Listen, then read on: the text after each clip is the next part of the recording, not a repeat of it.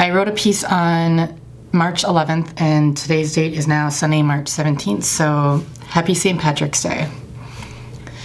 I'm going to read a blog post that I wrote last Sunday today. It's called Twitter, Facebook, and Instagram Walk into a Bar. Social media, the one place it feels good to get educated about all the things, though, man, do I feel really incompetent sometimes. Twitter has been the one place where I go to talk to people and learn about a lot of things I didn't care to learn in high school and college.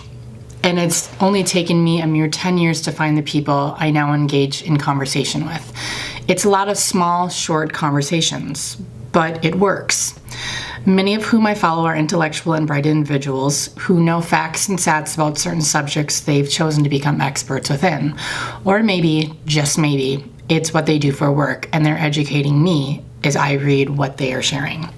For example, I've dipped my toes into the world of immigration laws because of a podcast called Immigration Nation, because actually Aaron, who I've never met but got introduced through Nicholas Kolnick, he knows a lot of good people, was making a lot of noise about a fundraiser that Kara Lynham, an attorney who specializes in legal immigration, started. The purpose of the podcast? To get educated about those seeking asylum legally. The purpose of the fundraiser? To help those who were legally seeking asylum get the legal representation they needed. Facebook. For me, it's visually a New York City in the palm of my hands. Street signs, street stands, and collages / photos, businesses suggesting I like their page, then more ads, beauty contests, and parties I'm not invited to that I probably wouldn't have enjoyed going to anyway, because what do I even have in common with half of the people I'm connected to? Not a whole lot. Sometimes I don't want to be a part of it.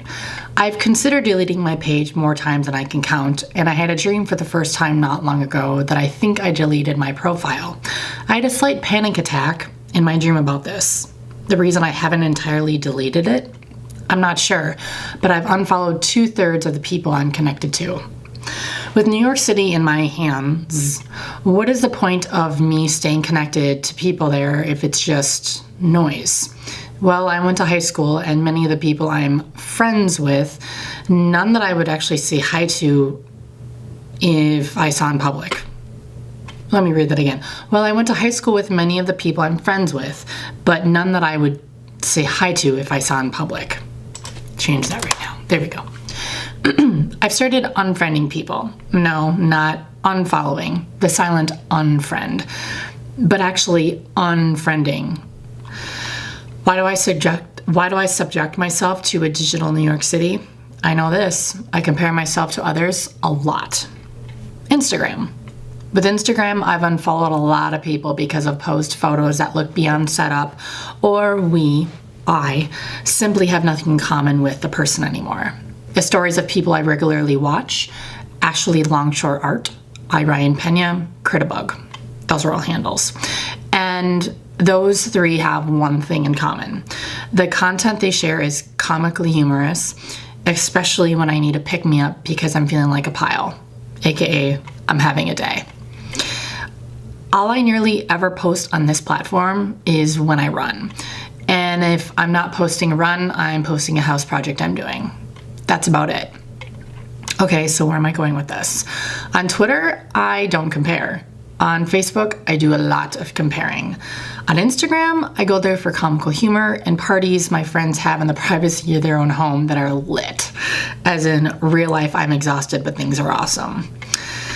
But Twitter is where I go to learn, share, and sometimes I end up sliding into someone's DMs because did I just connect the dots on how I think we got connected in the first place, and that's how I started following that person, and maybe I should ask because now I'm really curious, and man, are they fun to talk to.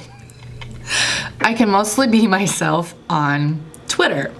It's the one platform where I share things that I'm not shy discussing head on because there are other people who have shown me it's okay to open up about all the things to a degree each of us has going on in life.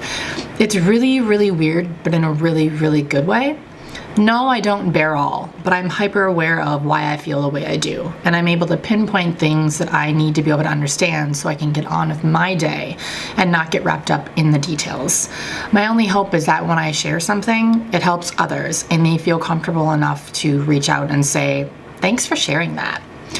I've personally met about a dozen people, probably more that I think about now that I think about it, in real life I follow on Twitter. And they're all really, really cool people who give back to others and donate their time and energy to resources that do good things here in the Twin Cities. To those I've engaged with publicly and privately, I've had fun getting to know you. And I truly hope there's more off-screen time so I can get to know the real you. In some cases, this is harder than others. Some of you are locals, and others are anywhere from 600 to 1,200 miles away. But why did I start writing about this? What was the purpose of it? Well, as I said, Twitter, Facebook, and Instagram walk into a bar. Social media has gone from a high school frat party, roughly 2005, to a platform where people are trying to be entrepreneurs, 2011, 2012-ish, because of the crazed culture of hustling, to a digital party that's branched off into your choice of either standing at a water cooler, doing cocaine, a shot of your choice, or choosing a light beer that's constantly on happy hour. Did you follow that? More importantly, did you get the metaphorical reference? When I signed the terms and agreements to allow each social branch to sell my phone number to third and fourth and fifth and sixth parties, man, that was not a wise choice. I'm metaphorically high and drunk on some of these platforms, and I'm not even happy about that half the time, except when I'm learning from those who have made me totally woke to their world. Thanks for being totally woke, Twitter. My happy hour invite. This summer, I want to invite some people over to my place for a pool party, even though the pool is not heated where I live. The people I follow on Twitter all lead very different lives, and I've already planned how I'm going to start figuring out who I think will want to come over and hang out without any one person feeling obligated to stay longer than they feel comfortable with. Because some of the people I'm thinking about get a lot of anxiety when it comes to going out of their comfort zone. The real life, let's get breakfast because we haven't connected in 2 to 6 months, friends that I have because I've met because of social media, it's worth the annoying, you owe the IRS $25,000 or you go to jail calls that I personally will never believe. Though sometimes I slide the green dot to answer, but I never say a single word to greet them. I make them work for it. I'm not Minnesota nice. I'm the real deal who doesn't like passive. So be genuine or GTFO. Stand but don't stay in the middle. Rachel.